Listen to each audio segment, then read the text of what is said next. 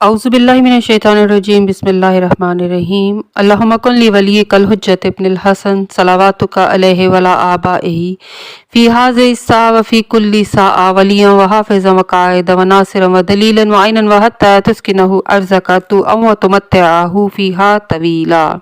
अस्सलाम वालेकुम सामीन, हमारे चैनल ज़िक्र उला में खुशामदीद।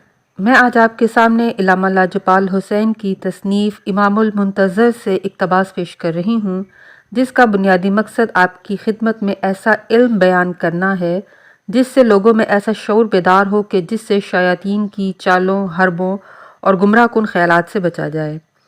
अगर आप इस किताब का मुकम्मल मुताला करना चाहें तो इस किताब की PDF को हमारी वेबसाइट www.idarakhatamulauliya.com से फ्री इंस्टॉल कर सकते हैं। शब मेराज अल्लाह ने किस हस्ती को रसूलुल्लाह का वसी करार दिया। वो कौन लोग होंगे जो खुद जन्नत में जाने से इनकार करेंगे।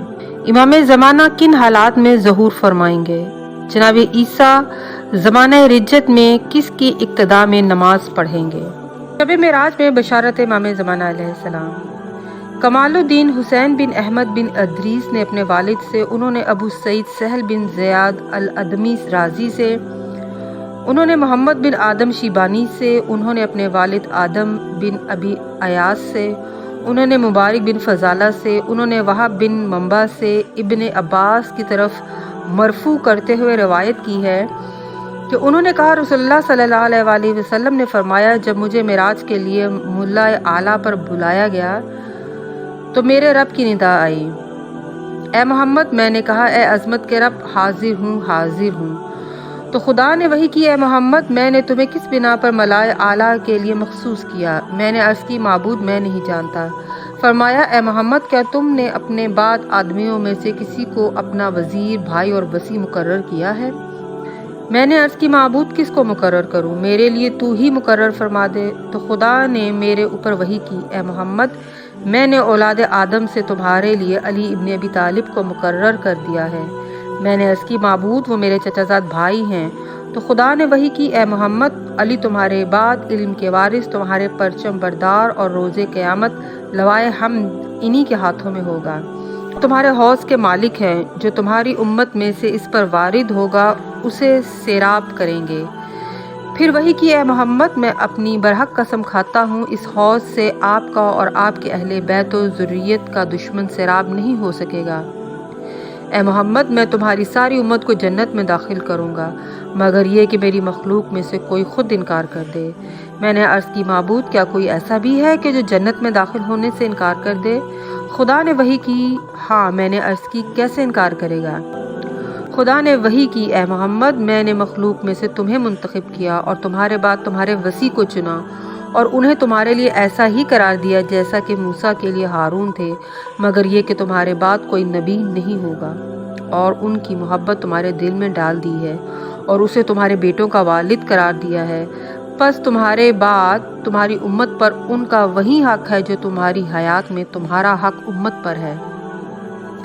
फिर जिसने इसके हक का इनकार किया उसने तुम्हारे हक का इनकार किया। जिसने इनसे मोहब्बत करने से इनकार कर दिया उसने तुमसे मोहब्बत करने से इनकार कर दिया, और जिसने तुमसे मोहब्बत करने का इनकार कर दिया उसने जन्नत में दाखिल होने से इनकार कर दिया। खुदा के इस इनाम को सुनकर जो उसने मुझे अता किया था, मैं सजदे शुक्र में चला गया तो एक मनादी ने निदा की, ए मोहम्मद, सर उठाओ और मुझसे जो भी तलब करोगे मैं अता करूँगा। मैंने अर्ज़ की, माबूद, मेरे बाद मेरी उम्मत को वलायत अली इब्न अबी तालिब पर जमा कर दे ताकि रोज़े क़यामत मेरे साथ हौज़े कौसर पर पहुँचे। तो खुदा ने मेरी तरफ वही की, ए मोहम्मद, मैंने अपनी मखलूक के बारे में उसकी खलकत से पहले ही फ़ैसला कर दिया था और उनके दरमियान मेरा फ़ैसला जारी होगा। मैं जिसको चाहूँगा हलाक करूँगा और जिसको चाहूँगा हदायत करूँगा। मैंने तुम्हारे बाद उनको तुम्हारे अहलो अयाल और उम्मत का इल्म दिया है जो मेरी तरफ से इनाम है। फिर जो इससे मोहब्बत करेगा उसको ज़रूर जन्नत में दाखिल करूँगा। जो उससे बुग़्ज़ व अदावत रखेगा और तुम्हारे बाद जो उसकी विलायत का इनकार करेगा उसको जन्नत में दाखिल नहीं करूँगा, क्योंकि जिसने उससे बुग़्ज़ रखा और उसने तुमसे बुग़्ज़ रखा, और जिसने तुमसे बुग़्ज़ रखा उसने मुझसे बुग़्ज़ रखा, और जिसने उससे अदावत की उसने मुझसे अदावत की, और जिसने उससे मोहब्बत की उसने तुमसे मोहब्बत की, और जिसने तुमसे मोहब्बत की उसने मुझसे मोहब्बत की। اور میں نے ان کو یہ فضیلت دی ہے اور ان کے صلب سے 11 ہدایت کرنے والے پیدا کروں گا اور وہ سب تمہاری اور بطول کی ذریت سے ہوں گے اور ان میں سے آخری کی ابتدا میں عیسیٰ بن مریم نماز پڑھیں گے اور وہ زمین کو ایسے ہی عدل و انصاف سے پر کریں گے جیسا کہ وہ ظلم و جور سے بھر چکی ہوگی۔ ان کے ذریعے میں لوگوں کو ہلاکت سے نجات دلاؤں گا اور ان کے ذریعے گمراہی سے ہٹا کر ہدایت کروں گا، ان کے وسیلے سے اندھے پن سے رہائی دوں گا اور ان کے سبب سے مریض کو شفا دوں گا۔ میں نے عرض کی معبود یہ کب ہوگا؟ وہی آئی یہ اس وقت ہوگا جب علم اٹھ جائے گا، جہالت کا دور ہوگا، زبانی جمع خرچ زیادہ ہوگا اور عمل بہت کم ہوگا، قتل خون ریزی کا بازار گرم ہوگا، ہدایت کرنے والے فقہا کی تعداد کم ہوگی اور خیانت کار و گمراہ علماء کی کثرت ہوگی۔ ہر طرف شعراء نظر آئیں گے، قبروں کو مسجد بنا لیا جائے گا، قرآن کو بہت سجا دیا جائے گا اور مساجد کو زینت دی جائے گی، ظلم و فساد عام ہوگا، برائی پھیل جائے گی، آپ کی امت برائی کا حکم دے گی اور نیکیوں سے روکے گی، مرد مرد پر اور عورت عورت پر اکتفا کر لے گی، مالدار کافر ہو جائیں گے اور ان کے دوست بدکار ہوں گے، ان کے مددگار ظالم ہوں گے اور صاحبان حل و عقد فاسق ہوں گے۔ اس وقت 3 سورج گرہن ہوں گے، ایک مشرق میں، دوسرا مغرب میں اور تیسرا جزیرۃ العرب میں، اور بصرہ آپ کی ذریت میں سے ایک شخص کے ہاتھوں برباد ہو جائے گا جس کے ساتھ زنوج ہوں گے، اور آپ کے بیٹے حسین علیہ السلام حسن نخار بہار بن علی کی اولاد میں سے ایک شخص خروج کرے گا، اور سجستان افغان کے مشرق سے دجال خروج کرے گا اور سفیانی خروج کرے گا۔ میں نے عرض کی معبود یہ فتنے میرے بعد کب ہوں گے؟